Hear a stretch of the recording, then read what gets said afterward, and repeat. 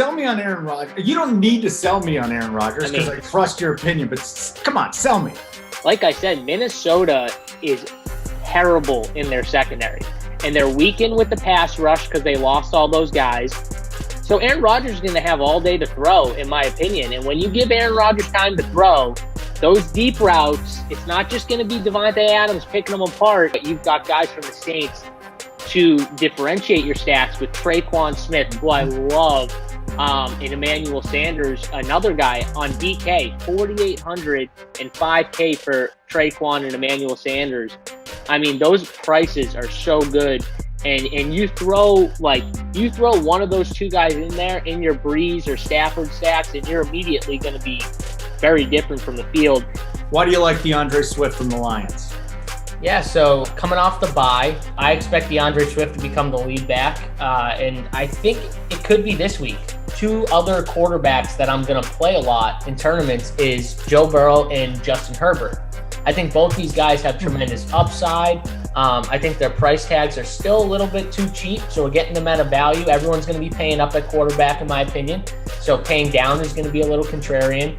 And they both have really good matchups on the board. I think that this could be a spot where Joe Burrow goes nuts and has like 3-4 touchdown game, puts up 25 plus DraftKings points at 5,500. I got a lot of questions on Dalvin Cook and how I got there. Got Derrick Henry, Alvin Kamara, Kareem Hunt, all in that kind of price range above and below him. He's going to be the guy ownership-wise that gets left out. And I think he has just as much upside as any of those guys. I believe that Christian McCaffrey is going to be under 5%, probably like 2 or 3%. Wow. And if we can get McCaffrey at 5% or under, man, I just can't, I can't not take a shot with Christian McCaffrey.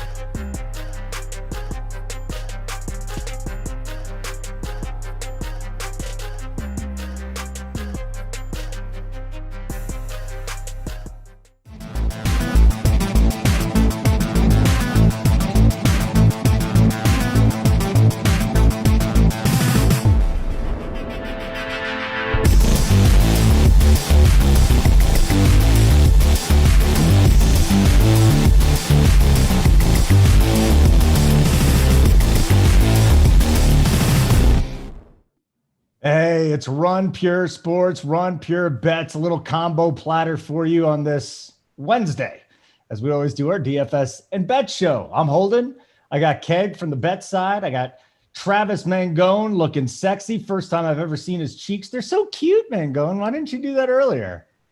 Yeah, you got me. Listen, I look like I, can get ID'd going into bars. So yeah, without the beard, I look a little younger. So yeah, I'm excited to be here. It was just time for a change, man. And it was a good change. NFL Week 9 went really well for me. Did it right before. So yeah, excited for Week 10. Excited for Masters Week. So much good stuff going on here, man. Well, that's what it is. We got a ton of Masters content. So before we pump our own stuff here on the football side. So the playbooks are up, right? I had Uncle T on the Wishbone last night. We were talking about all the coverage you guys got. Real quick, tell me, because I'm looking forward to playing the Masters and DFS. Yeah, so I did a free show on our YouTube channel. You're watching on our YouTube channel right now, so you can go and check that out after you watch this great show, right? So it was me, AP, Rubio, and then tonight we have a premium show. It's BigT, JSU, and Hoop. We got them talking about the Masters. We have the playbook. We have the core plays. Core plays is an awesome thing. We basically give out our 3, top golfers that we're going to play in our core. I have 2 of them up right now. I'm going to add my 3rd a little bit later. And listen, last week, Holden, I had Mr. Carlos Ortiz in my core plays, and he won the whole thing. So my core plays have been on fire. Excited to kind of dive into this Masters. We got projections. We got PGA models. We have stats breakdown. We have our tiers. We have it all, man. Okay. Listen, I know Jay over there, he hasn't played too much DFS. Like, I'm telling you, building PGA DFS lineups is easy, right? Especially with the core plays. We give you 3 golfers in our core for each person. And then you look at the playbook, you look at all the other stuff, you read the stats, you make your own decisions on things, and call it a day. So why don't I just combine your core and Uncle T's core and see if it wins? Well, I don't know if it fits, right? Like, I got two guys I spent up for at least. I have a mid tier and I have a high guy. And I don't know if I'm making a value play as my other. So it depends. You can mix and match cores and do your own research too. If you don't like a guy that's in my core, feel free not to play him if you don't want to. I just have my reasonings and I have my slate right up on why I do it. So I'm definitely in on the Masters. I'm playing a bunch and I can't wait for this event. It's going to be a good one. Make sure you like and subscribe to this video and our YouTube channel if you're a new viewer here. We'll also have our NFL core plays up usually Saturday morning. And then, we got the best of the business. We got JSU, we got BigT, we got Hoop, we got, even Mangone's good once in a while. So that's kind of nice. And then on the bet side, of course, we have the NFL content. We got live shows all over the place. We got 25% off right now. If you want to join the bet side, bets 25 off. Keg, great to see you, buddy. What do we got going on the bet side right now before we start breaking down the 6 games that we're going to talk about from the DFS betting perspective? Hello, friends. Hello. Yeah, we're rocking right now. JJ's on fire. We're up 35 units, like 9 units this month so far. And then obviously all the normal shows tomorrow night will be live to the public for Thursday Night Football. We're going to have Joey with a UFC fighter again this week, breaking down the main card of UFC Fight Night. Saturday will be live for the UFC and college football. Sunday all day for the NFL.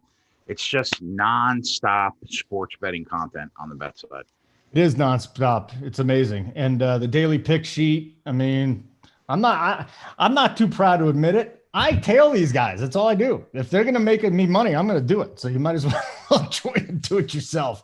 All right, guys, let's get into this. One last thing, Holden. If you're looking for Masters betting too, me and JJ did a video on the Run Pure Bets channel. Did you? Yeah. So it's up there too. Listen, I'm not one to throw a compliment at Mangone often, but what I will say is the kid is an outright golf betting machine. So, he's made me a ton of money in golf this year, and I'll be tailing him again for the Masters for sure.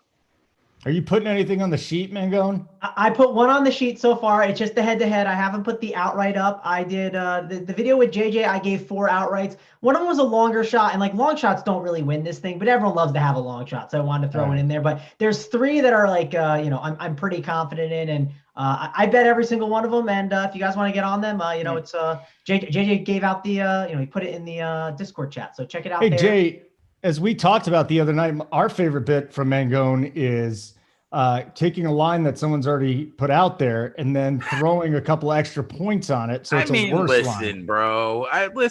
But let's let bygones be bygones. Right? What happened? What are you guys talking about? What happened? Come on, Keg. I don't know. You threw one of the props in the Discord last night, the Damian Harris rush prop. Yeah, I wrote a message in the Discord, and I was like, I put that in the Discord like 5 hours ago. What line did you put? Did you put the same exact line? Better 51.5. Oh, I put the same one. I put better juice. The juice was better. Okay. Oh, okay, my bad. It was fun. We appreciated busting your balls. I think real quick before we get going. Trav, our golf guy, Kenny, that's always in the chat, said that his favorite play was Ian Poulter top 20 plus 300. What do you think about that? Yeah, I like that. Ian Poulter always plays pretty well. My only fear with Ian Poulter was if for some reason it gets really wet, he's not the longest guy in the world. So if for some reason it plays a little different because it's in November, there could be fears of that. But he has great course history. He's such a top 20 type of machine. He plays good at these loaded events. So I'm in on that. I think that makes a ton of sense. Did he have a favorite outright? I think he's going to be on similar guys as me. So I'll DM you the list he gave me. He DM'd me something. Okay, do that. Right. I'm Enough curious. of the golf. We talk about football already. Right. My bad for bringing it up. Good God, people. Thank God everybody that plays golf plays NFL too. Cards, Bills. Here's our first game. Arizona. This is interesting because you can get Arizona -1.5 at some places. If you're backing the Bills, go to DraftKings. As we tape this right now, it's 2.5. The total's between 56 and 56.5. This is my favorite game on the slate. I think, Travis, when we get to you on the DFS side, probably going to have lots of pieces of this. But from the bet side, Keg, We got wavering lines. We got a total that, you could sit between actually 55.5 and 56.5. Absolutely wild with these numbers. What do you think of the total first? Because these are two high octane offenses with defenses that struggle from time to time. Yeah, I mean, listen, I'm not a person to tell somebody to go out and bet a 56 over, but my God, I mean, these two teams could easily put up 70 plus based on what we've seen them do this year. Both defenses can't stop anything. So, yeah, I would lean over. Listen, I think that the Bills have been one of the most Jekyll and Hyde teams in the league all year, specifically their offense, because we know their defense plays one way this year, and that's bad, right? But the offense is really hard to get an accurate read on, man. Josh Allen comes out. He looks like a top 5 quarterback in the league for the first month of the year. Everybody's blowing the kid. And then the offense looks terrible for the next 3 or 4 weeks. So going into Sunday against the Hawks, I wasn't sure what to expect from the team. We got the first month of the season, Bills, where the defense still struggles, but the offense and Josh Allen look like the best offense in football. He throws 1 million touchdowns. He rushes for 1,000 more touchdowns, and they look like they can outscore anybody. Now, granted, it was against the worst passing defense in football that can't really generate a pass rush against anybody. They had almost 7 yards per play. They were efficient on third down. They look great. But, the defense continues to be awful, and that's all I'll say about the Bills. Now, the Cardinals, on the other hand, man, they let me down big time last weekend. I had them on the sheet. I thought that they should handle a Tua-led offense in his second start ever. And if they didn't go up of that fumble on the first possession of the game, we probably cover that game and get the win. But they didn't, and we didn't. So the Cardinals, I think, according to Football Outsiders, they have a top 10 offense and defense in the NFL. My question for you both, which you can answer as soon as I'm done. Where is the top 10 defense on this team? The defense stinks, man. I mean, they can't stop a cold. Which Never team? mind football. Both teams are just Buffalo. Arizona. Right now I'm talking about Arizona, but Buffalo, Buffalo included. 100%. The Dolphins, but against Arizona, the Dolphins did whatever that they wanted to last week. Most offenses do whatever they want to against the Cardinals defense also. So as far as the spread, give me the Bills here. I'll take my chance that Josh Allen shows up 2 weeks in a row and that they put up enough points to win this game. Plus 2.5, we were talking about right before the show. You can get it at DraftKings. I think that there's a better chance the Bills offense shows up than there is that the Cardinals defense shows up, because I don't think I've seen the Cardinals defense show up twice the entire year. And then as far as the total, like I said, I'm not one to run out and bet an over 56, but if you were going to bet that, how is this not the game that you take the chance on? These teams can literally hang 70 plus and we wouldn't think twice. So give me the Bills plus the points and a strong lean to the over. Strongly to the over. So Mangone, he was just talking about the defense. I think the Buffalo defense is the defense, just an abject disaster right now. They legit went from a defense first, let's hope that our quarterback doesn't turn the ball over, to now let's just score as many points as we can. Hopefully we can outscore the other team. And as far as Arizona goes, I mean, they've been Jekyll and Hyde. Personally, Keg, I kind of feel like they have had a couple of games. They've gotten a pass rush, secondary showed up, but as we saw last week, they're just a disaster. You really can't predict which defense is going to show up. I think if you take that game, take the Dallas game out of it, right? That game aside, I have not been overly impressed with the Cardinals defense. Okay. Mangone, what do you think? What's your take on this game here? As I think both quarterbacks are going to be very popular this week. There's receiving options. There's running. There's so many options from this game you can go. Who's standing out? Yeah, the thing I wanted to mention here with the Bills and the Cardinals. First of all, I'm shocked to hear about the Cardinals defense somehow being top 10. Like, I don't believe it. Whatever that stat is, I'm not buying it. Defensive DVOA, they're 10th.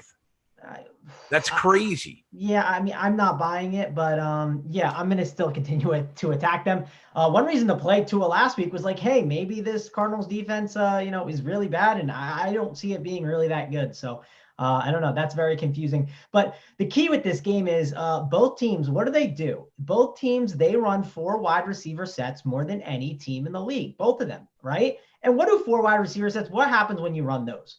You're passing a lot, right? You're not doing 4 wide receiver sets and running the ball and pounding the rock, which that's great for DFS, right? Because if there's if you're throwing the ball, down the field, obviously pushing the ball and like getting 10-yard plays is way better for scoring than getting 3-yard runs, right? And the clock turning out, you can catch a ball and go out of bounds. If you throw the ball and it's an incomplete pass, like it's just way better. So I think this game, I talk about it all the time. I want games that are going to interact with each other. I want games that are going to be back and forth. This is going to be one of those games. One thing I like in DFS this week is we have Josh Allen and we have Kyler Murray, and they're both similarly priced. If you look on FanDuel, they're only $100 difference. If you look on DraftKings, I got it right here. The quarterback pricing on those 2 guys, you got Kyler Murray at $8K and you got Josh Allen at $7.5K. Now, I assume what's going to happen is most people are going to go Josh Allen for that $500 saving, right? So I think Kyler Murray gets a little under-owned. Also, if you look at Kyler Murray, he is having an incredible season. He is on pace to rush for over 1,000 yards. He's on pace to break the rushing touchdown record for a running quarterback. Like, this is just a spot where Kyler Murray has been absolutely smashing. If you're against a bunch of 4 wide receiver sets, right, you're going to have the entire field spread out a bit. And what's going to happen is there's going to be lanes for Kyler to run. So Kyler is a phenomenal play. Josh Allen is a phenomenal play too. I like both of them. It's going to be tough to pick which one. I typically lean to just taking the savings and going to Josh Allen, but it depends on the slate and the structure and how much money I have and ownership. So all of that matters. They're both phenomenal plays. Now let's head on over to the running backs. I think you can make a case to playing a guy like Zach Moss in tournaments. I think he's going to be under-owned. It's obviously a good game environment. He could be a good leverage play off of the passing game and could make some sense. Chase Edmonds is the guy that is just underpriced. I mean, what is going on at DraftKings and FanDuel headquarters? We know that FanDuel headquarters is always lost and always making mistakes, but DraftKings messed up too. You got Chase Edmonds. He is only 7.1K, barely got a price bump. And then you got DraftKings bumped him down to 6.3K, Chase Edmonds. He was 6.8 last week. Now, I understand he did not have the best game last week, but he saw 96% of the snaps. He got most of the carries. He got a decent amount of targets.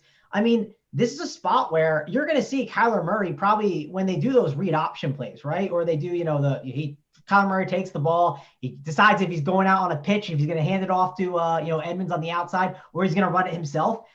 I'm going to see guys collapsing on Murray, I think, more. I think people are going to really start collapsing on him, and you're going to see more opportunity for Chase Edmonds. He is an absolute lock for me. He seems like one of the best plays on the entire slate. I don't understand what both sites did. He's one of the best plays on the board in cash games and in tournaments. Now let's look at the receiving side too. There's a lot of good options here, right? This is a 56.5 total. Again, it's a close game where I expected to interact a ton. So I think you could take shots on Gabriel Davis. I think you could take shots on Cole Beasley, John Brown in tournaments. They're all good plays. Stephon Diggs, another great cash game option that could have a big game. On the opposite side, DeAndre Hopkins, his price has gone down a little bit, right? 7.7K. That's a cheap price tag. He does draw Tre'Davious White, which has some concerns for me, right? Tre'Davious White is a good player, but it is DeAndre Hopkins. He's absolutely matchup proof. I kind of think I lean maybe going Diggs over Hopkins, but there's a lot of good receivers on this slate as we break it down. And that's mainly where I'm going to be living. Looking at what about Christian Kirk? Dude scored 5 times in his last 3 games, 6 times in his last 5 games. He's been getting open. Him and Kyler really have a nice connection. I just wonder where the ownership funnels to in this game. Does it go toward Hopkins, or is it better for Kirk because he's cheaper and he's putting up numbers? Yeah, I think people are. Let me look at the price on Kirk now. So he's 5.7. So this is one of those weird things, Holden. Like when people haven't really been playing Christian Kirk, right? And when he keeps crushing, like his price keeps going up and it keeps feeling uncomfortable. It's like one of those weird scenarios where it's like, okay, like what if Christian Kirk becomes 6.8 and he just keeps crushing every single week? Are we ever gonna play him? Like what's gonna happen? I do. Yeah, I'll admit I haven't been playing him that much. I really have not, and probably has been a mistake. But yeah, I think he's definitely in play. He's definitely in the conversation. Now, I don't know if he's necessarily a cash play for me, but I'm definitely considering him. I do like John Brown a bit. I mean, I still think John Brown's price is not correct, right? 5.6 on FanDuel feels wrong. Even Cole Beasley, 5.4 feels wrong. Sure, he didn't have a great game last game, but I'm not expecting him to have another bad game in a row. Again, there's a lot of good options you can go to. And last week felt a little wonky, right? Like Stephon Diggs didn't score. You saw Dawson Knox get in there, Gabriel Davis, Isaiah McKenzie. So you could see that normalize here a bit. So yeah, overall, this game is awesome, man. Like this is going to be one of the best games on the slate. It's going to be one of my favorite ones to watch. And one last thing I want to mention, and I mentioned this last week with the running backs and, trying to make pivots. And it's always good to look at in DFS.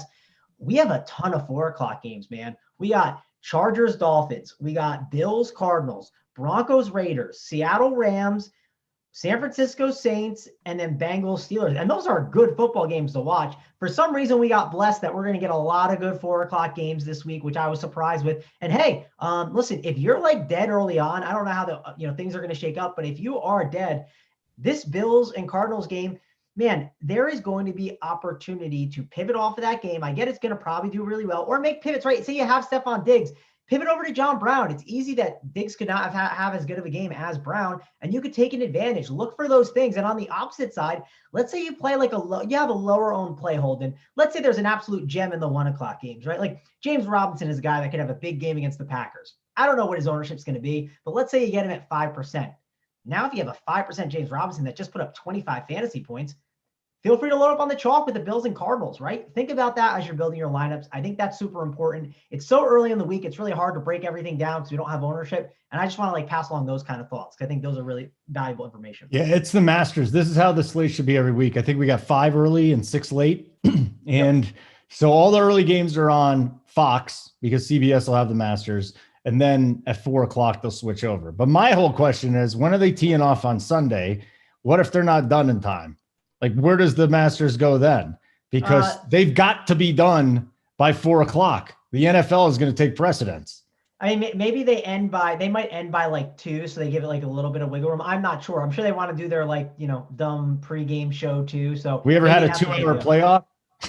Yeah, I know. I'm not sure what they're going to do, but they'll find a way. They'll make it available for the people. I know one time there was a major going on and they basically disappeared from it. I forget which one it was.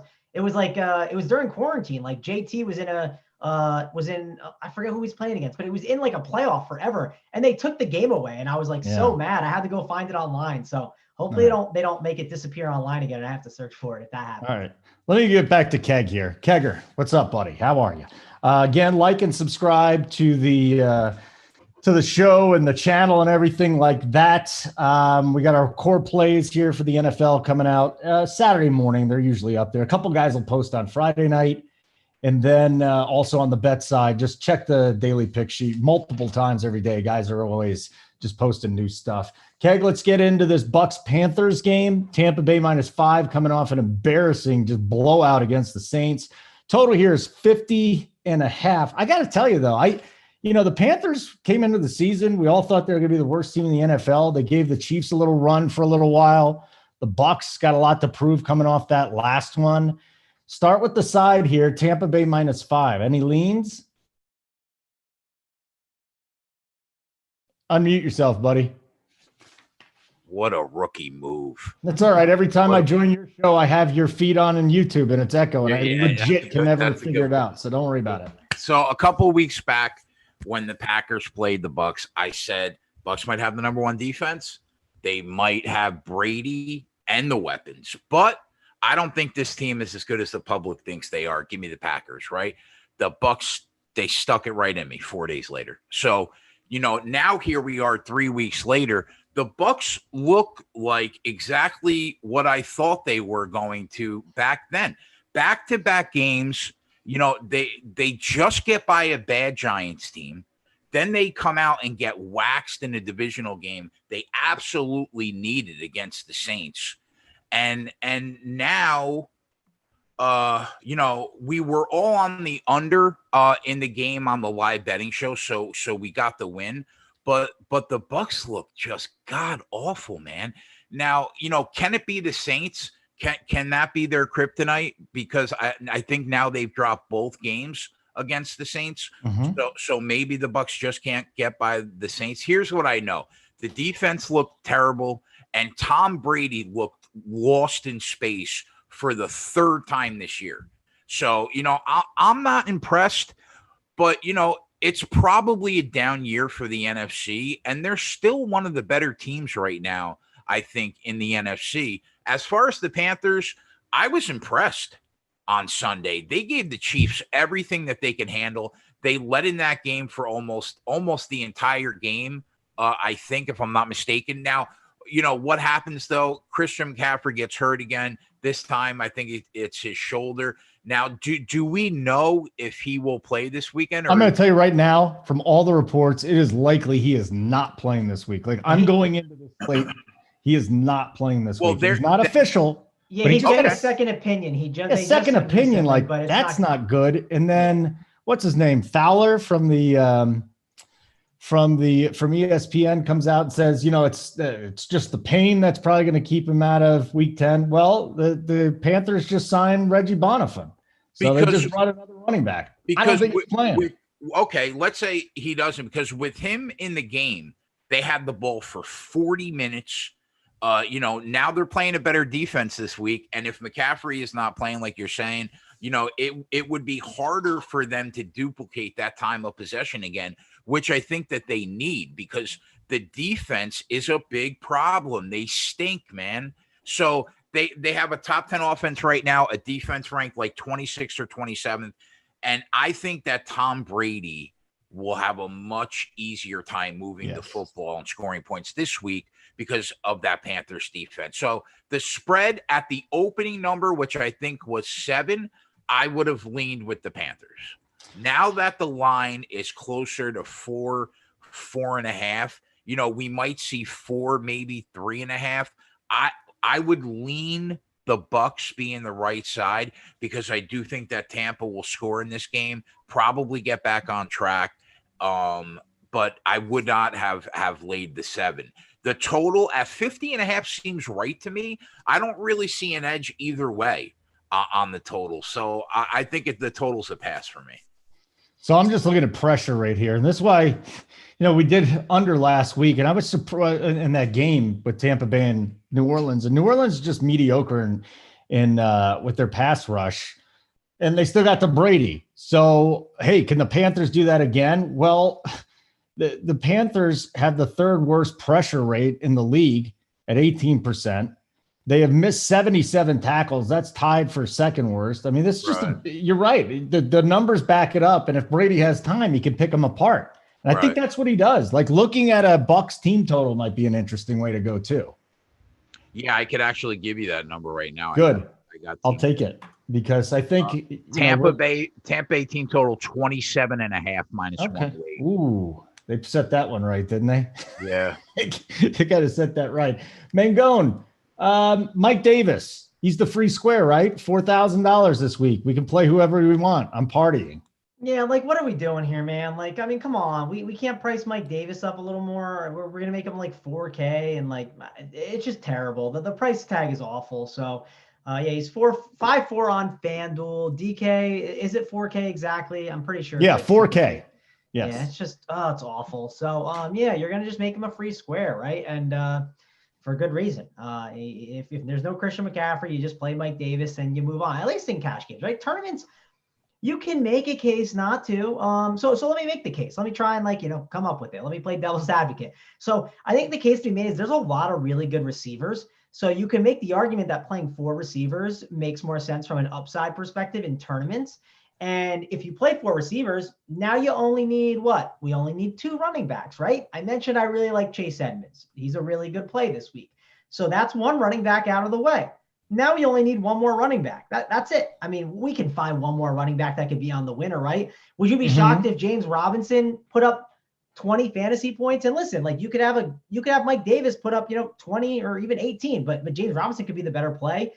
You could play Aaron Jones, right? Aaron Jones could go for 35 fantasy points. That would not surprise anyone if he had a massive game. So that would not be shocking.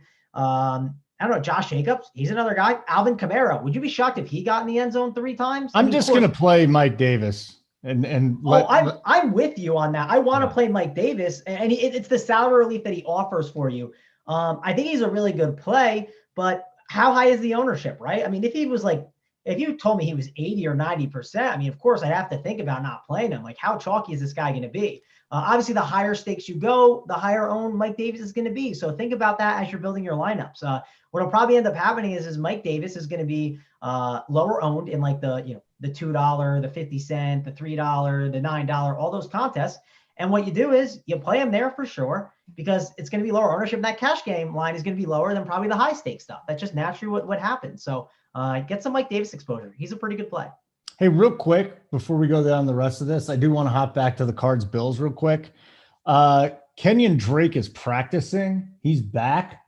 Since we talked about Chase Edmonds, I think he's going to be popular. If he's back, that kind of wipes Edmonds off the map, right? And do you have any interest in Drake now in a high total game? Oh, I didn't know that he was going to. And this just popped up. Popped up. Yeah. All right. Fair enough. So I don't sound like a donkey now. No. Happened now. We're good. Okay. Yeah. I mean, that's frustrating for sure, because I liked Edmonds a ton. I wouldn't be surprised if Edmonds got more work than he was in the past. Like, not that they're going to split the carries, right? But I wouldn't be surprised if they tried to get Edmonds more involved, and maybe they ease Drake back in. But if that muddies up that situation and they're both in there and they're eating into each other, I don't like Edmonds as much. I'll say that. I don't like either one of them as much. Yeah, you know? that would be frustrating. So that would be really frustrating. And that just makes Mike Davis even more of a guy that we want to play. So you gotta play him. Just play him. Eat the chalk and differentiate yourself elsewhere.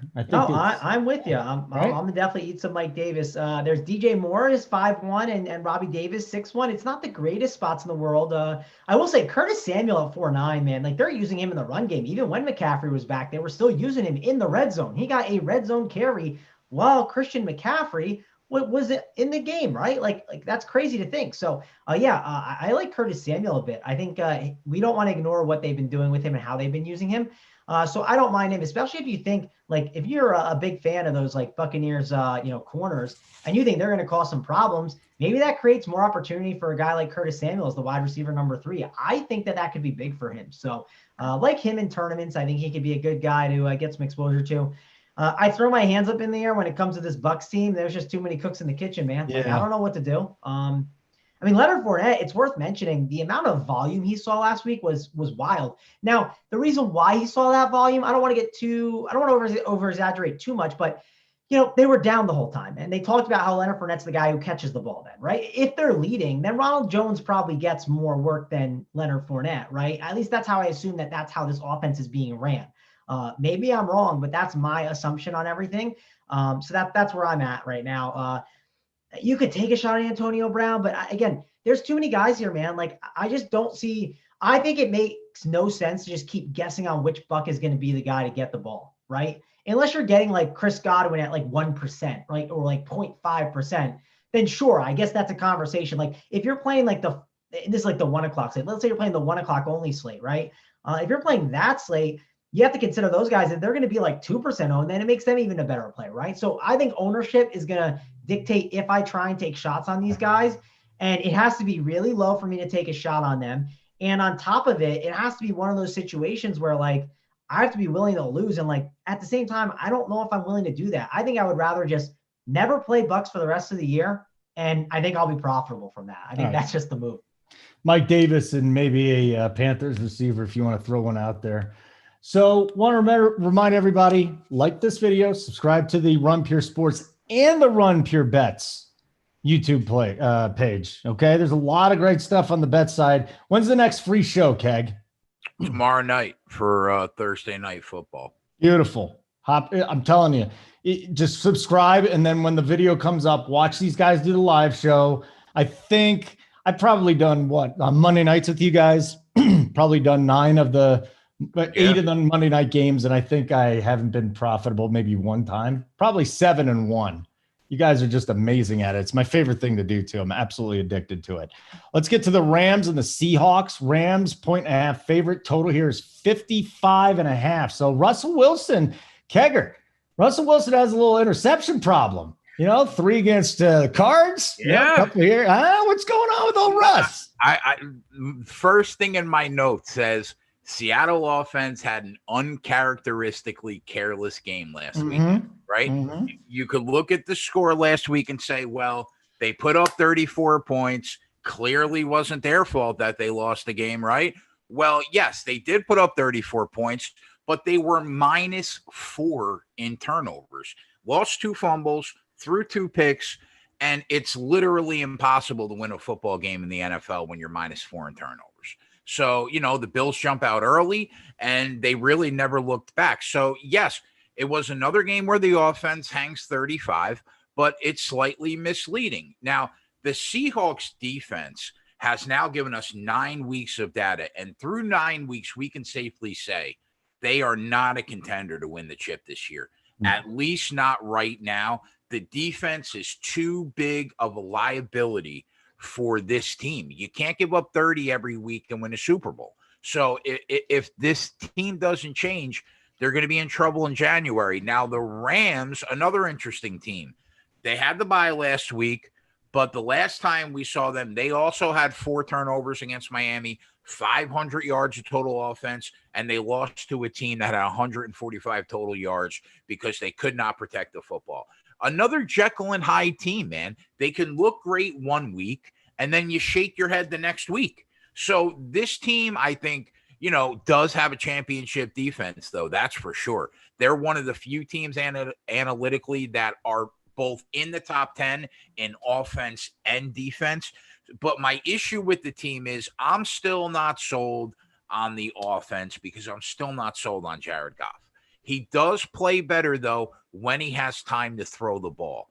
And if we know anything about this game on Sunday, we know he's going to have a ton of time to throw the ball because Seattle's got the worst pass rush in the game. So they're 5th in offensive DVOA, and I still think that they aren't consistent enough, the Rams offense, to be taken seriously yet. So as far as the spread is concerned, I'm going to lean the Rams here because that defense is very underrated, and Jared Goff should be able to bake a cake in that pocket. And like we just said, he'll have the time to find the receivers. If he has that time, he usually will find them. So I'll lean the Rams at home -1.5. At 55.5, I'm going to lean on this Rams defense and lean under here. 55.5 is a lot of points, man, when you have one very strong defense in the game and an offense that can be inconsistent at times. So lean the Rams at home and lean under. Wilson's thrown 3 or more touchdowns against the Rams in 3 of 4 games.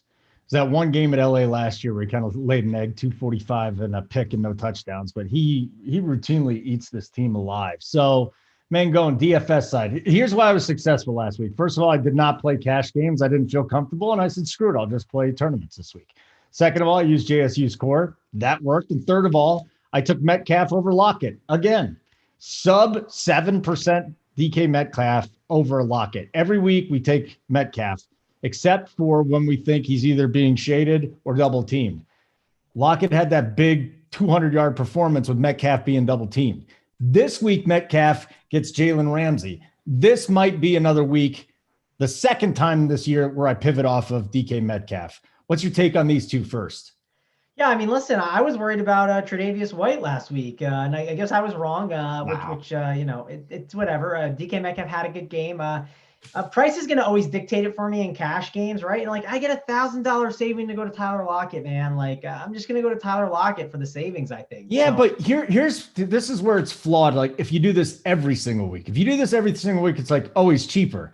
And then you see if Lockett doesn't have multiple scores, he can end up in single digits quite often. So yeah, I think it's risky. I will say it is. He definitely has a lower floor than I think people realize. Definitely can agree with you on that. The reason why I definitely be playing Lockett too is like, it is the matchup, right? It's getting Jalen Ramsey, right? For DK Metcalf. That was my reason more for White last week too. It was a combination of the two. And again, I'm probably just gonna go back to the well on the same thing. Hey, it worked out last week for me in cash games. Of course, if I had a massive game from Lockett, and let's keep in mind, Holden, like Lockett had a couple balls he could have caught in the end zone, right? I don't know why he didn't catch that one that he dove for. Maybe it was a tough catch, but hey, Lockett had his opportunities. So they were definitely there. But yeah, I digress. I do want to mention, man, Jay, man, you said one thing that made me so happy, man. I just wanted to give you a big kiss on the lips. That's how excited I was, man. I was so happy. You said that Jared Goff will do well because he is not going to get pressure on him. All these people go, oh, Jared Goff is at home. Now I need to play him. It's like, no, that is a terrible narrative. It's a good narrative when there's crowds. There are no crowds here. That does not matter. The reason why Jared Goff has been a lot better this year is because when guys get in his face. Jared Goff is bad when there's pressure in his. Correct. Jared Goff, he definitely has his struggles when the crowd is a little loud. That is a huge problem for Jared Goff because he gets fed from, Sean McVay. I was going to say Todd McVay. Instead, that would be Todd McShay. So I'm combining two different people together. But Sean McVay, he was in his ear. He's always in his ear, giving him all the plays that he needs, Jay. Right. And all I got to say is, Jared Goff is going to have a good game. Jared Goff is going to sit here and just pick apart this defense, in my opinion. So I am so happy you mentioned that. It got me so excited, Jay. So thank you for here, buddy. So sharp. So yeah, I don't know what to do with the total though. I will say, Jay, you said you lean under.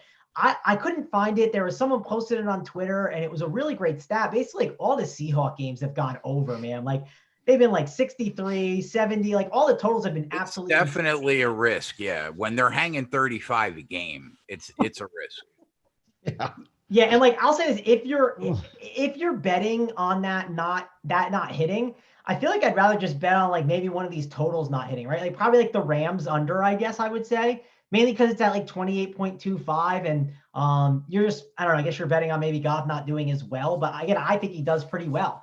He's going to have his fully loaded group, right? I don't see anyone really being out. That's going to be too much of a problem. We got Woods in there. We got Kupp, Reynolds. We got Higbee, Everett. This is just going to be a beautiful scenario for these Rams, man. Like, I think it's going to be a good spot. If you're playing Jared Goff, though, right? Like, if you decide to play him, it makes sense to at least get one, maybe two of his guys. Like, if Jared Goff hits a ceiling game, Jared Goff ain't doing it with his legs, right? Jared Goff is doing it throwing the ball. So if he's on like the winning lineup, if you're trying to win the Millie Maker and he's on the winner, you probably need to play Jared Goff with like Robert Woods and Cooper Kupp, or go Robert Woods with Tyler Higbee, or Cooper Kupp with Tyler Higbee. That's kind of how I would approach Jared Goff if you're going to play him. I do think if you want to capture that massive ceiling he can have, you need to play two of his pass catchers because of the way that he scores fantasy points. You talked about Russell Wilson and his interception problem. I'm not too worried about that, but I will say I don't need to play Russell Wilson this week because I'd rather play Kyler Murray. I'd rather play Josh Allen. And I'm curious how that affects ownership, because if you tell me Russell Wilson ain't going to be owned, makes a ton of sense in tournaments. Obviously, you can run it with Lockett, with Metcalf. And I don't think you're crazy to run it with both if you really want to. Both can get there and have good games. Yeah, I know people want to go Wilson, maybe even Allen. Did you know that Kyler Murray, his floor this year, he has scored no less than 23 points in a game on FanDuel? And I think that's what Aaron Rodgers is averaging. And this guy's something else.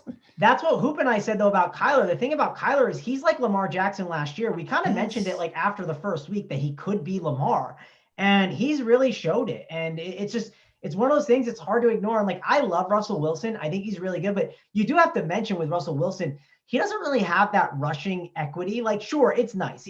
There's games where he can have big rushing games. I get it, but he is not primarily running with his legs. They're not calling Russell Wilson run plays, right? They're not letting him just go in the pocket and at the goal line, at the 5-yard line, try and run that thing in like Cam Newton does or Kyler Murray. He does use his legs to run when he has to.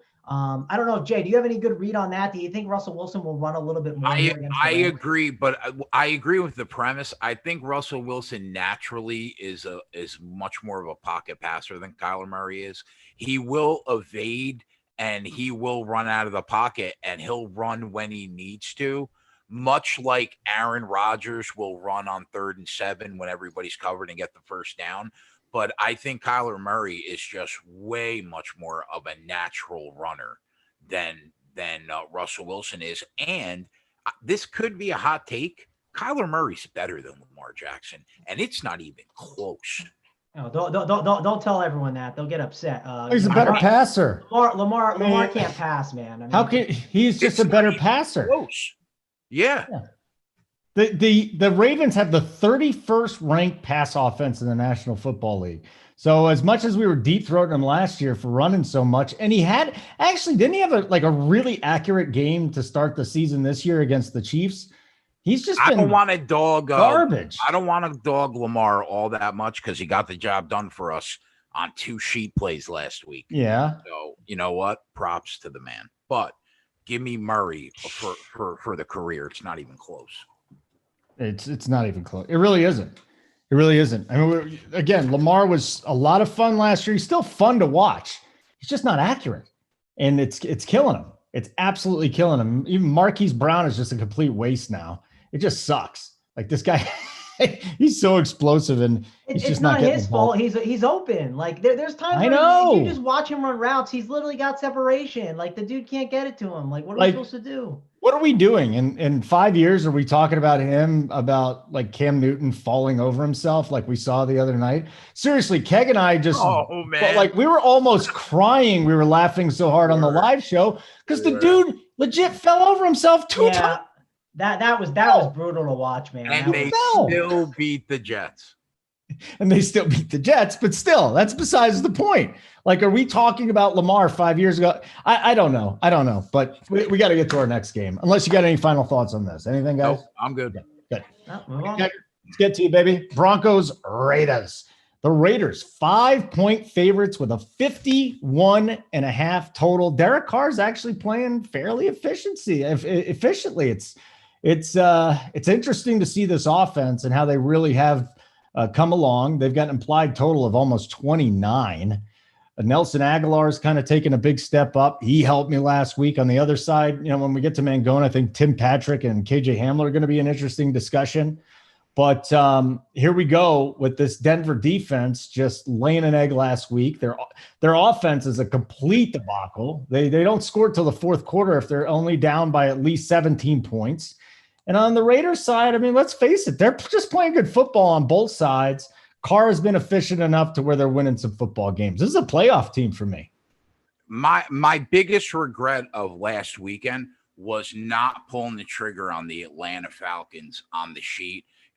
We said they would be a sneaky team to back the second half of the year. Mm-hmm. I spoke about fading Denver all week, and I didn't do it. Sure enough, they cover the game. And it's because this Denver Broncos offense stinks, man. I'm not a Drew Lock guy.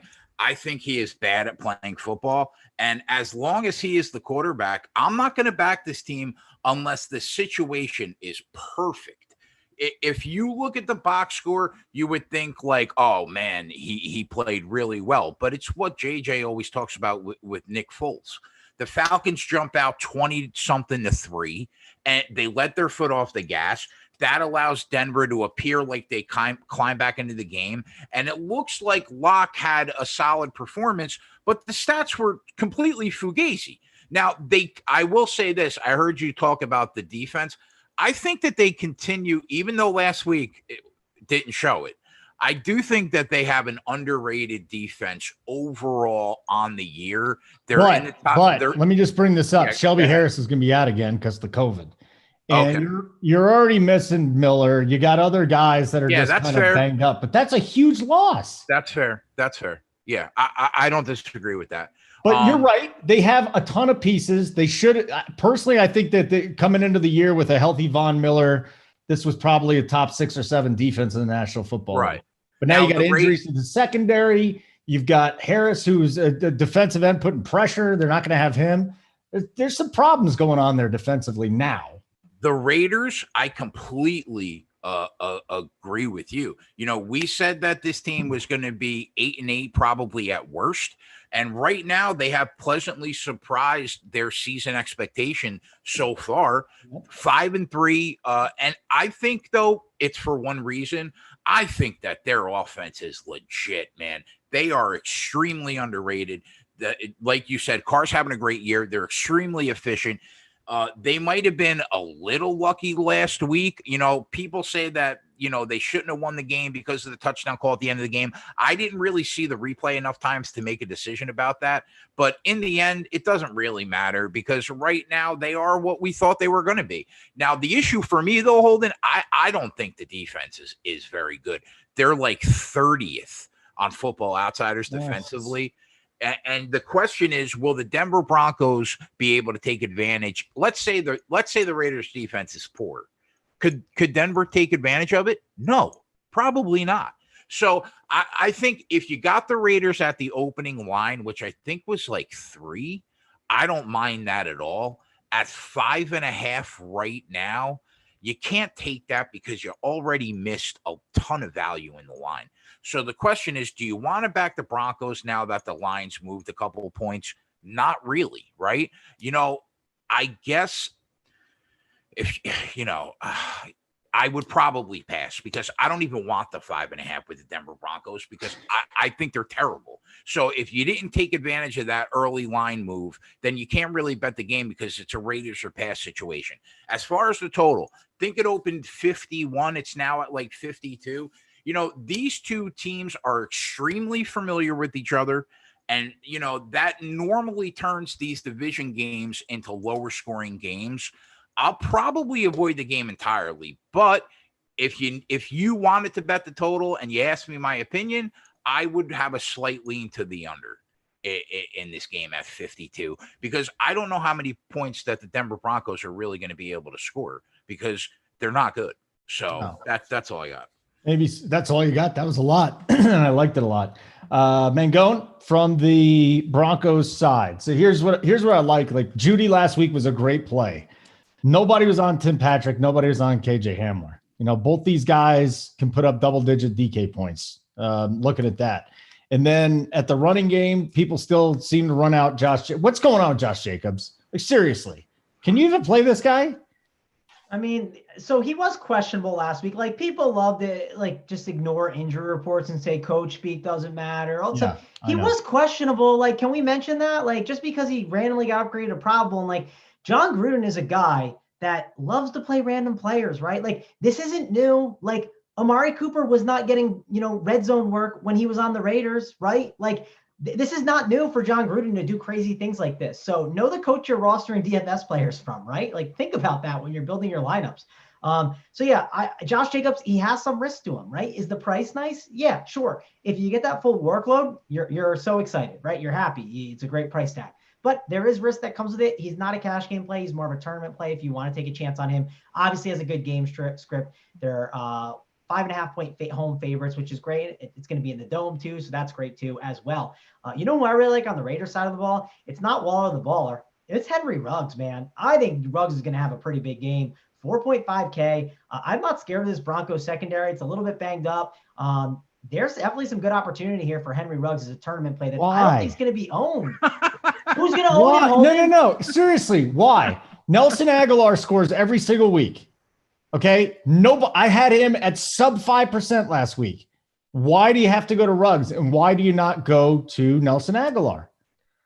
Because Ruggs is the better player. Like, you know what I mean? Like, he's just got the more explosive upside. I get what you're saying with Nelson Aguilar. I guess you could do it, right? It's perfectly fine, but I'm a buyer in Ruggs. I'm a believer in Ruggs. Maybe it's a flaw. Maybe it's me liking, buying into the young talent too much, but he's been getting the looks. He's been getting the deep balls, and Denver's a team that you can beat on that, man. Like, I think it's a good opportunity for him. You could play Nelson Aguilar. I was going to say, like, I don't hate the Nelson Aguilar idea. The only problem is, like, 4.9K. Do I want to play Nelson Aguilar at 4.9K, or do I want to play just someone else? I'm sure I could find someone else at that price I'd rather just play. But now you got Mangone questioning life choices. He should because people keep shitting on Nelson Aguilar, but every week he's scoring. And then again, at that same price point, my guy Tim Patrick's in there. So you're making some good points here. Emmanuel Sanders, who seems to have come on right there on DK at 4.8. So AJ Green is he's going up against Pittsburgh. I'm not going to even bother with him this week. Jalen Reagor, another guy way down there. Yeah, and I'll say, like, I even opened up Hamlin. Henry Ruggs game log, and like, listen, the only time I think I've rostered him this year was against the Kansas City game when he got the 19.8, Touchdown, right? yeah. Yeah. I did ran him back in my stacks, my Chiefs stack. So like, it definitely, it's one of those things where maybe I'm biased. I certainly could be, but I don't want to play too many Raiders, right? This is a good slate. I don't think we need to be firing Raiders. Waller's not a bad play, right? Tight end's not the best position. I always talk about it, like, let's punt. I told you let's punt with Big Irv last week, and he's put up 2 touchdowns. Like, why are we paying at tight end? It's a stupid spot to pay for. Let's talk about the Broncos side a little bit. Like, you brought up great points about like Patrick and Hamler. I do think they have GPP winning upside. Not as much cash game guys for me. Maybe if I need to find like a punt, like if I need a cheap guy to make everything work, I wouldn't mind getting a Hamler in there, but I doubt it. Noah Fant, I'm a big fan of him in general. I think he's awesome. 4.9K is getting steeper. And again, I like punting tight end more, but if you want a mid-range tight end, I think he's perfectly in play. What about Drew Lock, Holden? 5.5K. Like, I talked about last week. Settle down. Well, Jay's right. He struggled. He absolutely struggled last week. And he got it done. Jay, one thing about DFS, we don't care if a guy sucks or not. All we need is a guy to be down by 21 points in the fourth quarter, and he's a great play. So Drew Lock sucks, but we like him. Let me ask you, your Noah Fant point, isn't the guy going to the locker room at the half like every week? Again last week. Yeah, but he unlike Marquise Brown, he is a soldier, man. He's out there fighting for us, right? He doesn't care if he gets hurt. He's not Deontay Johnson getting out there and going to the locker room and not coming back. He's no David Johnson. He comes back, man. So at least give my man Noah Fant some credit. Fair enough. He's one of those Iowa tight ends that just doesn't die, right? They breed him out there. They build him. It's like he's an absolute monster. So if you need a tight end, I don't hate him. And again, the reason why is we like to attack the Raiders pass game. The reason I just brought up Drew Lock is we like to attack the Raiders pass game. Like, their secondary is terrible. Like, it's not good. So if they're going to be losing most of the game and it's against the bad secondary, I don't know. It's a cheap stack, right? 5.5K for Drew Lock, 4.9K for Noah Fant, even Jerry Jeudy at 5.6. It still feels like it could be too cheap. So yeah, I don't mind a little Bronco stack, especially if it won you money last week. Like, why wouldn't you go back to it? Yeah. All right, guys, we got the Jags and the Packers. Oh boy, here's an interesting one. So Jacksonville, 13.5-point dogs total here. Man, this total is all over the place. I got 50, I got 50.5, I got 51.5, I got 51. Keg, is this just going to be a complete blowout with the Packers trashing the Jaguars, or is my guy Jake Luton going to keep them in the game? These double-digit lines in the NFL, you can't even how do you give props to the Packers for what they did last week? They didn't even play the 49ers. They played the 39ers, bro. Yeah. I mean, half the starters were out. So how much credit can you really give them? They did what they were supposed to do, and they pounded on an inferior team. The offense isn't the problem for this team. We know that. They're a top 3 offense right now. The issue is this defense is starting to look more and more like the defense that they had last year. And that was a bad defense. Now, yeah, okay, they make the NFC Championship game last year, so they were close to overcoming those defensive struggles. But in the end, that they couldn't. The passing defense, I would say, slightly subpar. The running defense is just god-awful. So, the Jaguars, they're clearly the second worst team in the league. That's safe to say. They didn't look awful against the Texans last week, but the Texans aren't any good either. So what does that mean? So what else do you say about this team other than they suck? They're always going to suck. So as far as the spread, you never really want to lay double digits in the NFL. It's not a formula for long-term success when you're betting on this sport. That said, at 13, I guess I lean the Packers only because here's my rationale. Now, they probably score every time that they have the ball on this defense, considering it is literally the number 32 defense. But would I feel great about laying that number? No, not really. The total, it would be another lean to the over because, like I said, Green Bay has a real shot to put up a crooked number here. And at at times this season, we have seen Jacksonville put up points to help some of these games get up and over the total. And considering that they're playing an offense that could literally hang 35 to 40 on them, they might not need to help the Packers that much to get up and over this total. So I'm going to lean over here. And I guess I would lean Packers, but just stay away from the side, in my opinion. Don't do it. Stay away from it. Okay. Now you've already mentioned James Robinson multiple times, Mango. Let's start with the running back position here, because both running backs to me are so viable, probably in both formats with James Robinson. Well, Robinson probably more GPP, but Aaron Jones, the floor is in the low teens, but this could be the 45-point game that wins you the slate. Yeah, I mean, definitely. The only concern I always have with Aaron Jones, and of course, he's such an explosive player, but they always mix in Jamal Williams, right? Like they just always naturally do. So that is something you can always be a little concerned about. I'll admit, I don't love when games are like this, because I don't know if, I don't know if the Packers are just going to get up, right? And, they put up, they win 35-13. And, of course, you want to have some exposure to these guys, but I don't know. It's who do you run it back with? It's maybe it's DJ Chark. Maybe it's James Robinson. I think those are the two guys I may be looking at. And then on the Packers side, Rodgers is a good play. I like Davante Adams, but the price is getting steeper. It's worth mentioning. And there's a lot of good receivers now. So like him and like Aaron Jones. I like these guys. I'll admit, I don't know how to exactly handle the situation completely. I think you want to get exposure to some of these guys, though. And Jay missed one thing in his handicap there, though. He said the Packers will score on every single possession. I'm going to say that's false, because there's going to be at least 2 possessions where Valdez-Scantling runs the wrong route and Aaron Rodgers is angry on 3rd and 8, and then they have to punt the ball. So I think that's one thing he means. Hey, what if Lazard is back this week? He's got some GPP upside. If Lazard comes back, no one's playing Lazard. Yeah, I would love that. And then Davante Adams is just a lock and load. So it's amazing how last year it was Michael Thomas. This year it's Davante Adams. Last year it was Lamar Jackson. This year it's Kyler Murray. Well, Davante Adams is the number one guy, but can we really plug him in, Mangone, at that price? And given that there are some other options.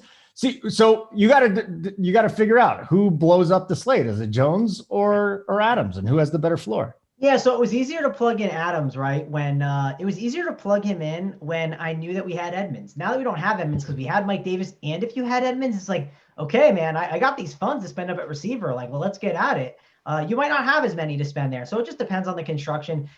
Paying for Davante Adams is never something I'm going to tell someone they're an idiot for doing, right? I'm never going to say, don't play Davante Adams. The only way I'm going to do that is if you got, Stephon Diggs priced at $5K for some odd reason, and all these other guys, but you don't, right? So Davante Adams is always in play. It's hard to argue against him, but the Allen Lazard call is good, right? He's only $4K over on DK. Nothing. That's a crazy price tag for a total that's at 32. You got to like him in tournaments, and you could consider that in cash games. It can unlock a lot of things. So the Lazard King, he could be the guy to get some exposure to. Yeah, they're going to have to add him to the player pool. I didn't even see him on there. Was he on DraftKings? He should be, I assume. 4,000. I mean, we could legit have Mike Davis and Allen Lazard, and then just load up. Yeah, on whatever he's on there. He's just listed as IR, and then the IR tag will come off. Maybe the IR tag is on there all weekend too, and people just don't click his name. That'd be great. Keg, I want to go back to you just real quick because you were talking about the total. When you watch the Packers this week, who do you think goes off? Just from an individual standpoint, does Adams go off? Does Jones go off? Does the whole thing go off? Does Aaron Rodgers go off? I think that the Jaguars are so bad defensively as far as their running defense and their passing defense that I think. See, the problem is Mangone's right. They're not afraid to play Jamal Williams. And they give him a lot of touches sometimes. So, you have to worry in a blowout when Aaron Jones was banged up and injured. Do they give him a rest in the second half when they're up considerably and they just, give the workload to Jamal Williams? The one thing for sure is Davante Adams is always going to have the opportunity to catch 12 balls and go for 170 yards, right?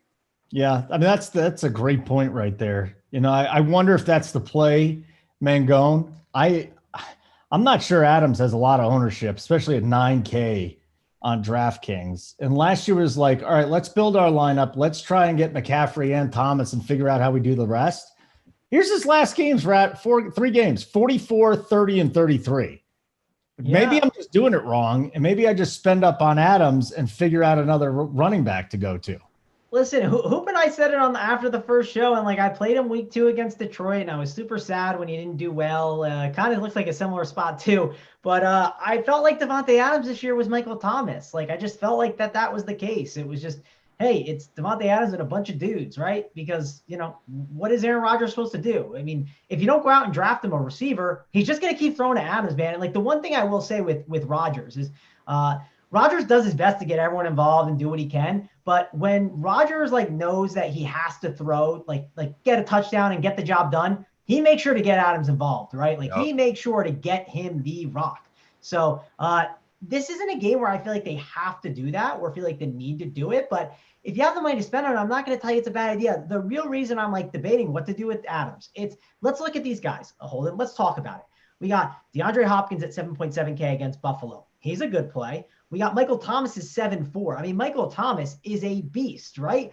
He didn't have an amazing game, but 7.4 is still a nice price tag on him. Stephon Diggs against the Cardinals, 7.5K. How do you ignore Keenan Allen against Miami at 7.1 with the market share he's getting? I haven't mentioned the Rams receivers. They're there against terrible Seattle. Tyler Lockett is 6.5K. It's just, there are so many guys that you can play that are really good plays. And it's like, do I waste my money? Not waste my money, but do I use my money on Davante Adams at 9K when I have so many guys that I can roster? Yeah, I love low-owned Davante Adams and low-owned Michael Thomas, which is what we could get this week. It's like Chris McCaffrey last week. Hey, let's just see what's going on. Well, it blew up. That's what happened. All right, guys, like this video if you're just joining us or if you haven't already done that. Subscribe to Run Pure Sports on YouTube and Run Pure Bets too. Our bet side, we got live shows all the time. It's absolutely spectacular stuff. Last game here, Saints 9 to 9.5 point favorites. Juice is kind of even, no matter where you're shopping, even with the hook. And then the total's 50, Keg. The total here is 50. The Niners are debacle. Nobody has really spoke about the Saints all year other than to say Drew Brees has a noodle arm. He needs to retire, right? That's been the narrative on this team all year. They go under the radar basically for half the year. What happens? Nationally televised game against the #1 defense in football. Absolutely blow them off the field, right? Just in case you forgot who we were, we're here, bitch. That's what they said, right? So I have to say, I was a little guilty of this myself. All year, this has been a top 10 team in both offensive and defensive DVOA. And you're like, okay, but do they really look that good though? Well, they certainly did last week, man. This defense is like the Rams. They are very sneaky good. And say what you want about Drew Brees, the guy continues to get the job done every year, despite his athletic talent continuing to slowly slip away from him. So I have a ton of respect for him. 49ers, it's impossible to gauge this team because it's impossible to know who the hell they're going to suit up and play. If the team was fully healthy, the narrative would be different, obviously. Holden, you're the guru of injury news in the NFL. Do we know any key pieces coming back for this team this week? No, we don't. Well, Ayuk should be available. How about that? Well, the line opened at 7. I think it's 9.5 now. If they trot out that same team that played the Packers, there's no reason to think that the Saints couldn't do what the Packers did and win this game by double digits. If they have a bunch of key players back, I would lean towards taking the 9.5. So if the injury news stays like this, I would have a slight lean to laying the 9.5. Total 50. I think we lost a couple points of value on the under already. But again, if the Niners trot out this team, they're going to have a really hard time putting points on the board. I normally don't say bet an under when you've lost 2 points of value on the under, but I still lean that this game goes under because this could be a 35-14 and you sneak under that number. So I'm going to lean slightly in under, slightly in Saints. Yeah, I think it'll be big if Richard Sherman comes back this week. He's going to start practicing, but even though he's going out there limited, they've also said that they got the bye next week and they'll likely rest him until after that. But Ayuk is definitely coming back this week. At least they have that. They still don't have a quarterback. Still no quarterback. What about Kittle? Still got Kittle's done for the year. I mean, stick a fork in him. So yeah, Kittle's done. Samuel is not playing. They have their running game is a complete debacle. I'm a big Debo guy too. Huh? I'm a big Debo guy. I'm a big Debo and Ayuk guy because I'm all about yak daddies, and those guys just yards after the catch it up. So, Mangone, let's start with the Niners. Is there Ayuk? I think is always going to be a decent play. It's when Debo is out, but I mean, Richie James. Are we trusting any of their running backs? What the hell do you do with the Niners? Yeah, I mean, listen, I'm not going to get behind Richie James with, Ayuk being back there and Bourne. It just makes no sense to. I mean, maybe in tournaments, but I don't think it's necessary. I will say I was reading an article today. I saw I think Jerry Rice gave the stamp of approval on Brandon Ayuk. So that's a pretty awesome. Yeah, I mean, I like Brandon Ayuk a lot. I think he's a good player. I don't love this matchup. That is my concern. This Saints team is good. Like I will say, I love calling people that are old noodle arms, right? It's a fun thing to do. It's fun to poke at these guys that are, still trying to sling the ball around at age 40 or whatever they are. But I did mention on this show, like maybe the Saints are kind of playing like not downfield. Like maybe they're just trying to play to their strengths, play to Latavius Murray, Alvin Kamara, run double tight end sets. Because why? That's what they had. That's what they're able to do, right? Like they were playing to their strengths. Drew Brees can still sling the ball downfield, right? They are in a dome. Now they have Michael Thomas. It stretches the field out more. It's definitely made this team a lot better. They had a guy like Emmanuel Sanders who is just learning the playbook and trying to figure out how to, kind of create chemistry with Drew Brees. I wasn't really buying into the noodle arm narrative as much as others. And I think that this Saints team is really good, man. I think this Saints team is going to be a contender. When it comes down to it. We're watching, in late January, you're probably going to see the Saints in there, I think. And one reason why is also this defense. This defense was not healthy to start out the year. It was banged up, and it's gotten healthier. I don't want to say that, because they beat the Bucs, like I don't want to overreact and say that this team is like the best team in the NFC or anything. But I think this team was not what they were to start out the year. And I didn't feel that way at first. I never felt like this team was who we were watching. So I'm excited to see what they've done. I kind of think they keep making statements. And listen, I understand. I like Kyle Shanahan. I think he's a super smart coach. He's going to do everything he can with this team. But what is Kyle Shanahan's strength? His strength is the run game. What is the Saints' strength? It's the run game. I think in 51 games, the Saints have not allowed one running back over 100 yards. That's like a record, right? And that's just Kyle Shanahan's strength, and I get it. He could try to do everything he can to make it all work, but I think the Saints just got too much for him. And listen, I want to just not play too many Niners. If you want to run like a stack back of the Saints with a Brandon Ayuk, I wouldn't hate it, but I don't want to load up on Niners. And I think Saints win pretty easily. I like Alvin Kamara, Michael Thomas. They're both good plays. No need to play Drew Brees for me. It's more so just getting exposure to those two guys that are massive usage monsters and have so much upside. Yeah, Brees actually has a floor though too. It's kind of funny. Like if we didn't have all these guys that have floors and the ceiling at 40 every week, Drew Brees would be fine. He's scoring 20, 22 points a week. He's cheaper. I just love their defense this week. Mike Thomas and their defense to me really stand out more than anything else. So that's what we got from the Saints. And I think we're done. Wow. We did a lot. Real quick. I know I think you touched on the total there of 50. It's just because the Niners are not going to be able to get there is why we're not taking the over, right? Yeah, I mean, that's why I would lean that like Mangone just said, the Saints defense is really good, man. Yeah. They should be able to control that team. Maybe a 49er team total under. If you don't want to take the full game under, that probably be the way I go. All right, gentlemen, here's what we got then, and ladies watching. We got our core plays. Again, JSU, Big T, Mangone, Title, and I'm leaving a lot of guys out, so I'll just stop saying names, but it's been amazing. Like you use their cores. If you don't like a play, don't play it, but use their cores, plug in your own guys, and it has worked out a lot this year. And actually, JSU and I do the lineup lock show from 11:30 to 12:45 every Sunday morning right here on the Run Pure Sports channel. And then JJ and I do a bet show an hour before that. So that's from 10:30 to about 11:25. So we do a lot of lock stuff on the bets and the sports side. Mangone, real quick, anything else you want to promote before we get out of here?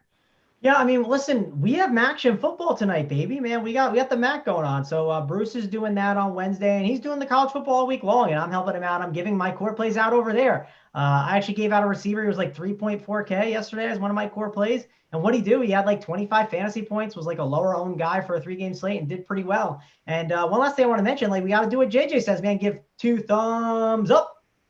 Put on the video, guys. We appreciate it a ton. So give us the thumbs up over at Run Pure Sports here and subscribe to the video. He's stealing the thumbs up move. I mean, it's a great move, man. We have to say it. We have to use it. All right. I have 2 things to say for the people that are thinking about trying us out on the bet side. We're up 35 units so far, 9 units in November. You can get 25% off. Use promo code BETS25 off. And try us out for a month. If you like us, stay. For the subscribers that are already on the fantasy side and you're paying monthly, it costs you an extra $20 a month to come over to the bet side and bet with us. It's worth $20 a month. A ridiculous amount of content and a ridiculous amount of winners. Yeah. So and if you're already sitting there in the Discord during the games, and watching the games, you might as well turn on the live show on Sunday and listen to these guys give their picks. I'm telling you, I'm not only an employee, I'd be a subscriber if I wasn't. Bets 25 off is the number. I'm not even kidding. I'm completely serious. The live shows are so much fun. They really are. I love doing them. And College Hoops is coming up. Mangone's arch rival, Maxwell Smart, is going to have a show a few days a week talking about a whole bunch of things. How is Max my arch rival? I love Max. I'm a huge fan. So. Let me tell you, there were 2 people that made an appearance on the Maxwell Smart show last night, and Mangone was not one of them on the show. It's true. Okay? 2 people did. 1 person, not a team. 1 person didn't. Listen, you guys act like Maxwell Smart and I don't get along. Literally, Maxwell Smart literally DM'd me probably 2 weeks ago and said, "Hey, what would it take to, send a flaming pile of, crap in a bag to Jay's house?" So, listen, we talk. I'm close to Max. He tried to pay Mangone off to send a bag of poop on my doorstep. Can you imagine? Seriously? How close do you guys live? Probably 45 minutes away. Yeah, it's probably 45 minutes. It's probably not too much. Do it, Mangone. Yeah, I said fire. I said to Max, I said, listen, I could definitely do it. I just need to find like a lunch place nearby. Plan to get some lunch, listen to a podcast or 2. At least make it feel like I'm being productive on the show. That's the entertainment. That's the entertainment you get on our live shows. Yeah, just wait. Oh, not only that, ladies of the night, marijuana, so many interesting things that are discussed on the show. So many things. So many things. And then you get winners. So ultimately it's about winning money and then being entertained. Mangone shaved his beard. Things are going well. Everything's great. We're happy. Keg, wonderful seeing you again, my friend, as always. Mangone, my work wife / husband. We'll see a lot of each other on Friday, a little bit today, a little maybe. Do we work tomorrow on anything? No, not with you tomorrow. But it's Fridays. We're just down to Wednesday and Friday. We got NBA coming back, all the sports, MLB. Well, once we throw it back, we'll be hanging out. Dude, seriously, and I hate to bring this up, I'm starting to get concerned. I was the only guy that was coming out. Baseball's going to get through their season. Dude, every team has COVID now. And it sucks. I think we're going to have some postponements. Hopefully we have a week 18 and then they expand the playoffs. But I'm starting to get a little nervous. I really am. I think the NBA is going to need to go back to a bubble too, at least to start the season. This sucks. Draft's coming up though. That'll be fun. But yes, we got a lot of NBA stuff coming up, college hoop stuff, everything. Simon, thank you so much for running the show behind the scenes. We love doing this for you. Again, like and subscribe. And I am Holden for Keg, Mangone, and Simon. Keep running pure. Thumbs up. Oh, not the thumbs.